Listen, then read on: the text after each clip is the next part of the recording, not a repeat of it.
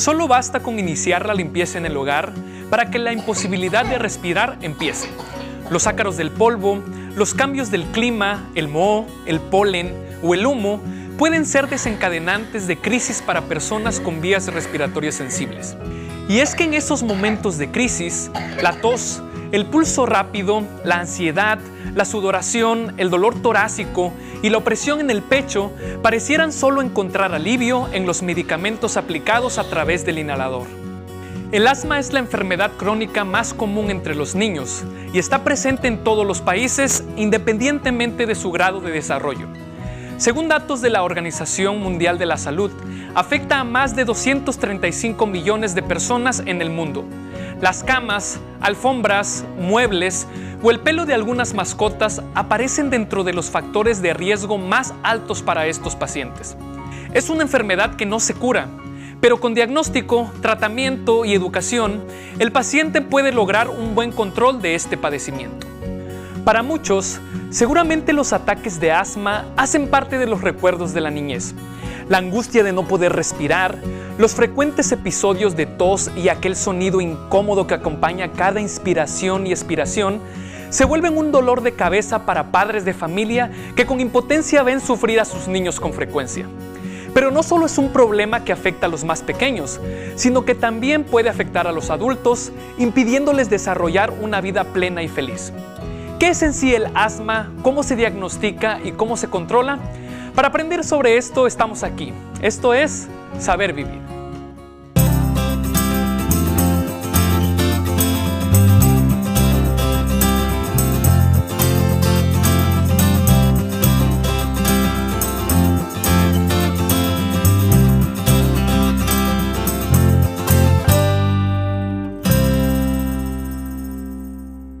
Muchas veces no tomamos en cuenta que dentro de las enfermedades hay otros factores que se involucran en este padecimiento. Hoy estamos hablando del asma y tenemos como invitado especial al psicólogo Miguel Ángel Alemany. Bienvenido. Gracias por invitarme. El cual nos va a platicar un poco del aspecto psicológico de esta enfermedad. ¿Cómo afecta el estado psicológico en el asma, al asma? Bueno, yo me voy a focalizar en una palabra clave que me gustaría que la tengan en cuenta. La palabra es matización. Ese concepto engloba el siguiente aspecto y tiene que ver con que el deterioro físico que produce el asma hace que haya un desequilibrio en el individuo, en sus actividades en general, académicas, familiares, laborales, y hace que la gente no sepa cómo manejar la situación que enfrenta cuando aparece el asma, especialmente en su fase aguda. Y eso es lo que nosotros como psicólogos nos enfocamos, a cómo manejar esta impredecibilidad, a manejar la matización de esta enfermedad en la vida de las personas. Generalmente las familias más afectadas son las que tienen un hijo que está afectado por esta enfermedad y entonces le deteriora su calidad de vida. Los padres no quieren que haga deporte, los padres no quieren que vaya con ciertos amiguitos que lo estresan, que no vaya a ciertas actividades donde puede haber demasiado frío o demasiado calor. Están a la expectativa, están hipervigilantes y entonces hay que ayudar a la familia a través de la psicoeducación, de que conozcan el proceso fisiológico de la enfermedad para saber cuándo estamos cerca de un episodio de asma y cuándo podemos nosotros favorecer actividades en nuestro hijo. Usted acaba de mencionar algo que me llamó mucho la atención, los niños que padecen asma. Pero no pudieran, usted sabe cómo son los niños, no pudiera un niño utilizar su padecimiento como manera de chantajear a la familia. Digo, no sé. Por eso es importante que la familia conozca el proceso de la enfermedad, las etapas de la enfermedad, cuáles son las características distintivas. Y nosotros como psicólogos los ayudamos a que puedan diferenciar esto, porque sabe en qué afecta, que no lo quieren disciplinar, no lo quieren hacer cumplir algunas metas, porque no va a hacer cosas que le agarre el ataque. Entonces le dejan pasar muchas maldades o conductas disruptivas, ¿no? Por miedo a que el niño le agarre ese ataque de asma. Entonces hay que distinguir bien estos aspectos. ¿Cómo? Que la familia conozca bien de la enfermedad, que sepa que no por disciplinar a su hijo que ha tenido una mala conducta, no ha cumplido con ciertos objetivos, va a sufrir de ese ataque. Entonces la familia tiene que estar segura de esta cuestión. Es muy importante que la familia conozca cómo se desarrolla la enfermedad, claro, en este caso el asma, ¿verdad? Claro. Y entonces, ¿qué psicológicamente puede aparecer y que son síntomas reales? Ansiedad, el niño se pone hiperventilado, se activa, aumenta la taquicardia, la temperatura, por algunas situaciones donde se pone nervioso. Entonces nosotros tenemos que ayudarle a la familia que pueda con el niño controlar esas situaciones. Cuando hay situaciones de agresividad, el niño se enojó y entonces se pone impulsivo, disruptivo, y hay que ayudar a la familia a manejar esto de una manera directiva, pero no agresiva. Nosotros debemos controlar la situación. Cuando controlamos la situación, ayudamos a que el niño pueda controlarla. Y eso es clave en la educación en la familia. Muchísimas gracias por haber estado con nosotros y habernos dado toda esta información. Qué interesante de cómo nosotros tenemos que conocer, ¿sí?, la enfermedad y saber referirla, en este caso también con un psicólogo, para que ayude a este tipo de personas que padecen este padecimiento. Bueno, muchas gracias por invitarme. Gracias. Y a ustedes les invitamos a que sigan con nosotros y pongan mucha atención en cada una de las cosas que mencionamos aquí, porque el único objetivo de este programa es que ustedes sepan la importancia de saber vivir.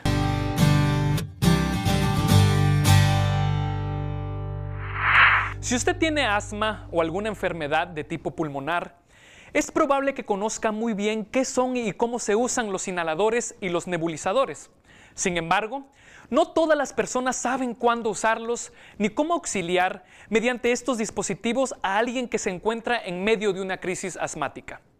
¿Qué tan familiarizados estamos con los pasos para utilizar un nebulizador? Para averiguar sobre este tema, nos fuimos a la calle y realizamos el siguiente experimento social. Presten atención.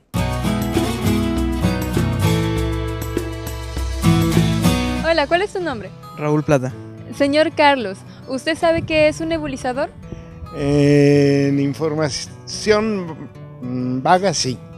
Pues es un aparatito para ponerse cuando uno no puede respirar bien. Okay, ¿y le gustaría acompañarnos para averiguar cómo se pone? Claro. Okay. Venga, acompáñenme por aquí. Claudia, mire, aquí tenemos algunos elementos que son indispensables para un nebulizador y queremos saber cómo los colocaría usted para que esté completo nuestro nebulizador. El nebulizador es un dispositivo que sirve para poder dar pequeñas gotitas de agua o medicamento a la vía respiratoria. Muchas veces utilizamos nebulizaciones en personas asmáticas, en personas que tienen problemas como EPOC, que es una enfermedad que les da clásicamente a las personas que fuman, o también a personas que tienen un resfriado y se les complica y necesitan una ayudadita para poder respirar bien. Es muy sencillo de usar. Se conecta a la corriente eléctrica, ahorita no lo tenemos conectado, y posteriormente en la parte de aquí, si podemos observar, ahí agregamos aproximadamente 3 mililitros de agua inyectable. Eso es cuando nos vamos a nebulizar solo con agua. Cuando nos vamos a nebulizar con medicamento, ponemos una cantidad similar, según lo que indique el médico, de ese medicamento en este compartimento. Posteriormente cerramos colocamos cubriendo totalmente la nariz y la boca. ¿Ok?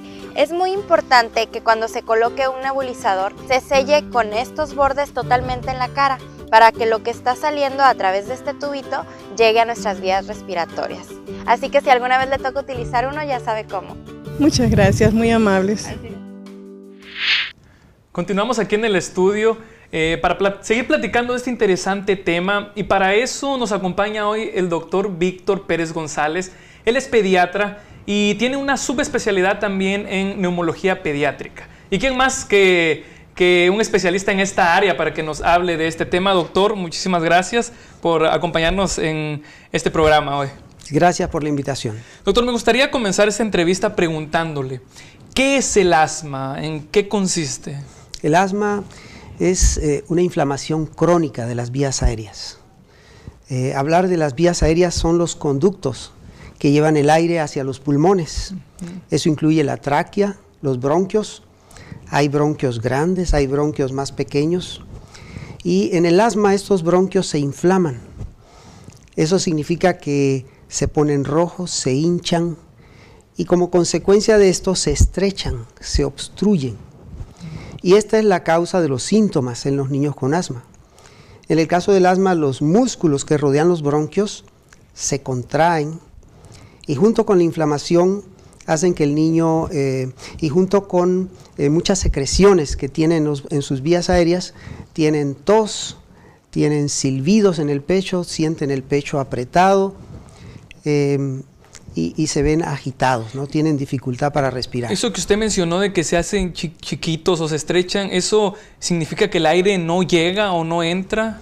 Exacto, les cuesta trabajo respirar, tienen que hacer más esfuerzo para poder respirar. ¿Y cuál es la causa de esta enfermedad? Yo he escuchado que algunos dicen, no, es que el polvo me causó el asma. ¿Es verdad esto? ¿Es un mito? ¿Cuál es la causa? ¿Qué nos puede decir? No podemos explicar muy bien a qué se debe el asma. Se conocen algunas cosas, por ejemplo, que si los padres tienen asma, el niño tiene más riesgo de tener asma. Pero también influyen factores en el ambiente. Igualmente, otro asunto muy importante es la obesidad. Como tenemos ahora muchos problemas de obesidad en los niños, estamos viendo cada día más casos de asma. Entonces, para esto, obviamente, se le tiene que también dar educación a los familiares, ¿verdad? A los padres. ¿Qué recomendaciones usted le daría, ya para finalizar la entrevista, doctor? ¿Qué recomendaciones usted le daría a los padres o a los familiares que viven alrededor de una persona con este padecimiento? Sí, la principal es que hay que evitar el humo del tabaco. También el estilo de vida. Se ha encontrado que los niños que comen pocas frutas, pocas verduras, tienen más problemas de asma. El ejercicio físico es muy importante porque ya vemos cómo hoy en día o la obesidad se relaciona con este problema del asma. El tomar agua, porque los bronquios se llenan de secreciones y necesitan sacar esas secreciones y necesitan tomar suficiente agua. Y también el descanso. El descanso es importante para que el sistema inmune funcione. Esto es también muy importante. Los niños superan la enfermedad. Para los 2-3 años, el 75% de los niños mejoran, porque son problemas transitorios. Esos niños no tienen asma. Es lo que sucede casi todos los días. Otro grupo mejora en la adolescencia, pero los que persisten después de la adolescencia, esos son verdaderos asmáticos. El 10% de los niños que tuvieron sibilancias y problemas respiratorios de pequeños, 10% de ellos son asmáticos de adultos. Y las personas con asma pueden tener tiempo sin síntomas, pasar meses, pasar años y no tener síntomas, y de pronto viene un embarazo o viene un factor precipitante, una situación desencadenante, y tienen nuevamente sus síntomas. Doctor, muchísimas gracias por esta interesante información. Sé que es muy valiosa y esperamos que pueda estar con nosotros en otro programa. Gracias. Muy bien, claro que sí.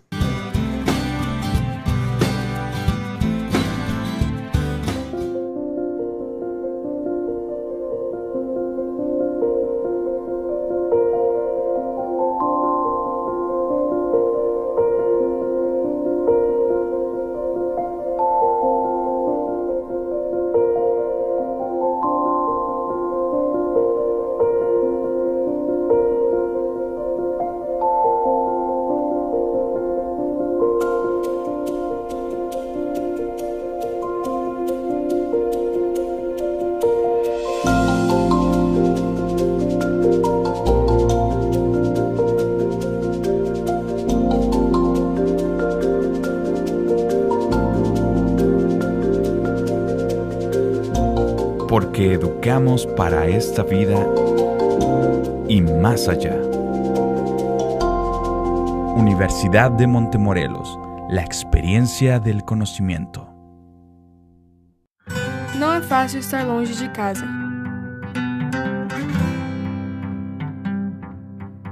तर जब नयाँ साथीहरू भेटिन्छ अनि नयाँ संसार बिस्तारै पत्ता लाग्दै जान्छ. Что Бог всегда будет там, где вы находитесь. A veces somos más parecidos de lo que pensamos. И разные, как никогда не представляли. Nous sommes tous fils et filles d'un même Dieu. Kaji tujibon subana banzambi umorhel. Tujibalongeshi, tujibalong. Filhos, pais, estrangeiros. We are far from home, but here, at the University of Montemorelos, we feel we are closer to our future home.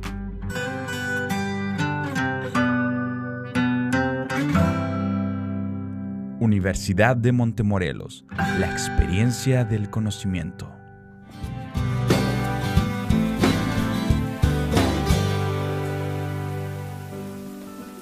Mi nombre es Edivania Batista dos Santos, tengo 42 años y soy asmática desde los 2 años de edad. Te quiero contar algo que me pasó una vez. Fui a hacer ejercicio y andaba pues más o menos bien y era así invierno. Estaba yo haciendo spinning en la bicicleta, ahí muy bien. De repente no podía respirar y yo me detuve tantito, ¿no? Y pensé, bueno, se me va a calmar. Y luego seguí haciendo ejercicio. De repente yo decía, no puedo respirar, no puedo respirar. Y yo decía, ay, mi Dios, ¿qué hago? Me bajé de la bicicleta y me temblaban las piernas porque no podía respirar. Y entonces lo bueno es que el gimnasio era arriba del hospital. Me bajé, pero llegué ya a gatas al hospital, a urgencias. Y entonces llegué ahí y le dije, por favor, ya no podía decirlo, que me sentía tan mal. Y entonces ellos ya rápido me pasó y me hicieron una nebulización y ya se me controló y todo, pero es muy feo cuando dan los episodios y si tú no traes el medicamento, es causa de muerte el asma. Cuando descubrí esa enfermedad, o sea, mis papás, ¿verdad? Porque yo tenía 2 años de edad, me dieron de todo tipo de medicamentos. Primero fueron medicamentos que recetó el médico, después mi mamá quiso cambiar y me dio medicamentos naturistas, de todo tipo, probé todo tipo, ninguno resultó. Los hábitos que tengo que cambiar en mi vida son principalmente evitar el polvo, los cambios de temperatura, la humedad, el humo de los carros es terrible, el cigarro. Un niño que es asmático o un adulto asmático siempre debe traer su medicamento de resgate porque algún cambio de temperatura o debido a un estrés también podría provocar que se alterara su respiración y ahí puedes tener a la mano siempre su medicamento.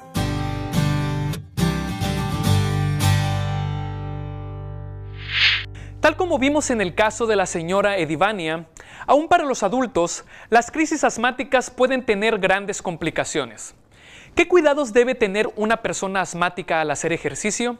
La siguiente nota presentará algunas indicaciones al respecto. Las alergias y el asma pueden causar que una sesión de ejercicio sea dificultosa, a veces imposible y en casos extremos pueda ser peligrosa o dañina para su salud. Las personas deben de tomar precauciones para ejercitarse al aire libre o adentro cuando tienen una condición diagnosticada por su médico. El primer paso es que su médico les dé permiso para participar en un programa de ejercicio. El médico debe de tomar en cuenta su condición, qué tan agudas son los síntomas del asma o de las alergias y también debería de revisar que no tienen ningunos problemas del corazón y también que no estén tomando ningún medicamento para condiciones crónico-degenerativas como presión arterial alta o diabetes tipo 2. Hay diferentes etapas en el asma. En algunas personas se puede presentar síntomas más agudas. Una vez que ellos entienden cuáles son sus límites, ellos deberían de escoger el ambiente adecuado para participar. Si hay buen clima, ellos pueden participar en el ejercicio al aire libre como es recomendable. Cuando están ejercitando, deberíamos de entrenar a la persona a hacer respiraciones profundas por la nariz.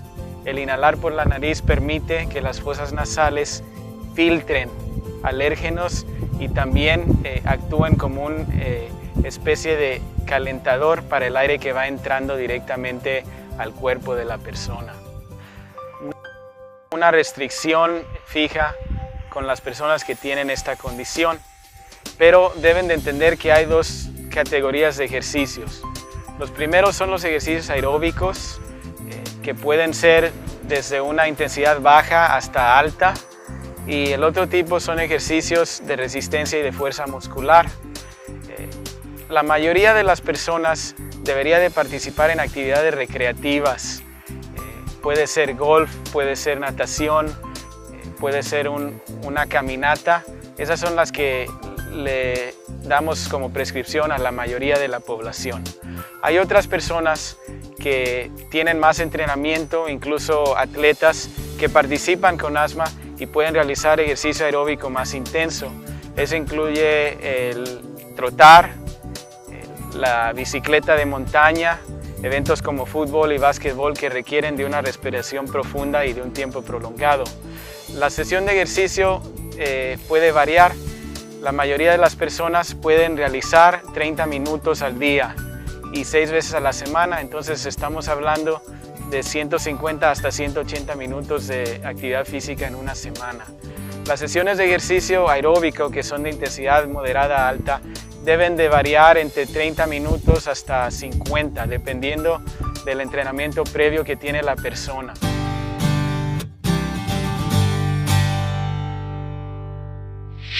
Hoy se encuentra con nosotros el doctor Andrés Ramírez, quien va a ampliar un poco nuestras mentes acerca del aspecto nutricional que involucra a las personas que tienen este padecimiento. Doctor, muchísimas gracias por estar con nosotros y por haber aceptado nuestra invitación. No, gracias por la invitación. Doctor, me gustaría empezar haciéndole la siguiente pregunta. ¿Hay alguna relación entre el asma con el consumo de grasas, glucosa y más que nada los alimentos altos en grasas? Bueno, realmente el asma, recordemos, es un problema inflamatorio. Entonces, cuando uno consume alimentos altos en grasa, el cuerpo reacciona contra ellos generando ciertos anticuerpos. Y eso hace que se presente el cuadro del espasmo bronquial y la generación de mucha mucosidad también en el cuerpo. Es una forma de defenderse que el cuerpo tiene. Por eso son alimentos que producen mucha acidez en el cuerpo. Sobre todo alimentos altamente contenidos en grasa, sobre todo que de colesterol, sobre todo de origen animal. O sea, entonces, por eso es muy importante el evitar ese consumo de esos alimentos. Mire, doctor, se dice que, por ejemplo, que para los alimentos altos en vitamina A ayudan a la vista. Los alimentos altos en yodo ayudan a la tiroides. Pero para el asma o para el sistema respiratorio, ¿alimentos ricos en qué nutrimento son importantes? Bueno, hay que recordar lo siguiente, ¿no? El consumo de la leche y productos lácteos, hay cuenta que es carne molida, líquida. Entonces, es más beneficioso dejar de tomar productos lácteos que dejar de comer leche, tomar alimentos como el pollo, la carne. O sea, es más tóxico la leche que la carne. Por ello, lo que yo recomiendo a un paciente asmático es una dieta que no genere fermentación alcohólica. O sea, hay gente que toma alcohol sin saber que toma alcohol, al no combinar bien los alimentos. Entonces, por ejemplo, el comer un postre, fermento la comida y ya cuenta tomé cerveza. O si como fruta con un cereal, le cuenta tomé una cerveza. Entonces produce una reacción inflamatoria. Entonces, en un asmático o en cualquier otro enfermo es muy importante evitar la fermentación alcohólica. Y eso es evitar el consumo de frutas con otro alimento como cereales o semillas. Las frutas se comen solas y por lo tanto debe consumir puras verduras, puros cereales o leguminosas, pero no combinar ni la fruta ni el dulce. Entonces, como es un proceso inflamatorio que el cuerpo tiene una reacción contra un elemento extraño, es muy importante tener una fermentación más saludable. Por lo tanto, no es muy conveniente, ¿verdad?, el consumo de esos alimentos dulces. Entonces, yo recomiendo una dieta que sea un 50% vegetales. Ahora, cada vegetal, cada color tiene un mineral diferente, enzima diferente, entonces, y químico diferente. Entonces, yo recomiendo vegetales de 5 colores, que tengan hojas, tallos, flores. Un 30% cereales, y ahí entran los cereales y entra también lo que son los tubérculos. Y un 20% la proteína, que vienen siendo los granos, o sea, las leguminosas y las semillas. Entonces, una dieta balanceada, donde se combinen bien, y cuando se coma fruta, se coma solo fruta nada más. No combinado con un alimento de ningún otro tipo. Entonces, es la dieta ideal para un paciente, no solo asmático, sino cualquier otro tipo de padecimiento. Bueno, en resumen y para finalizar, ¿qué recomendaciones nos daría para el control de esta enfermedad, ya sea en niños y en adultos? Para mí, lo más importante que he visto es evitar el consumo de lácteos, cualquier presentación que tenga, y el consumo de la harina de trigo. Porque muchos pacientes tienen alergia contra el gluten, la proteína del trigo. Entonces, quitarle todas las galletas, harinas, todo ese tipo de alimentos junto con los lácteos. Eso es el argumento más importante en un niño asmático. Aunque sea integral la harina. Aunque sea integral. Por lo menos yo le digo, haga la prueba un mes. No coma fruta, coma puras verduras, coma cereales, leguminosas, tubérculos. Coma solo eso un mes y verá cómo hay un cambio radical en su crisis asmática. Doctor, la verdad que quisiera que tuviéramos más tiempo, pero bueno, se nos ha terminado y muchísimas gracias por haber estado con nosotros. Gracias por la invitación. A menudo el asma no se diagnostica correctamente, ni recibe el tratamiento adecuado, creando así una carga para los pacientes y sus familias. Pero no permita que la aparición de esta enfermedad limite su vida. Hágase chequeos periódicos, aprenda a distinguir cuáles son los factores desencadenantes que más lo afectan. Quite los tapetes de las alcobas y aspire regularmente. Utilice materiales de limpieza y detergentes sin fragancia. Mantenga los niveles de humedad bajos y la casa libre de polvo y moho. También, cubra las camas con fundas antialérgicas y, sobre todo, evite el humo de tabaco en su hogar y aléjese de las personas que fuman, pues pueden ser portadoras de residuos de humo en su ropa y cabello, lo cual puede desencadenarle síntomas de asma. Tenga en cuenta todos estos consejos y recuerde que para todos lo más importante es saber vivir.